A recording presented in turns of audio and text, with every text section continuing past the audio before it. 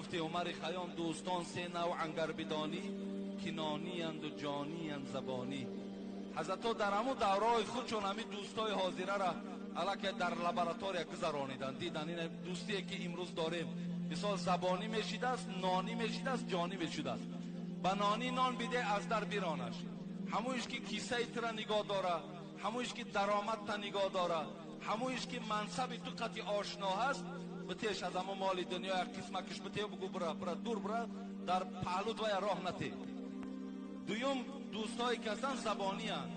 مثال میاد در پیش بسیار خودشا ملایم میکنه و سخنهای دیگر آدم هم میاره پیش تو و دیگر خودشا بسیار شیرین میکنه و قطعی زبانی نوازش کن، او دوستی زبانی هست.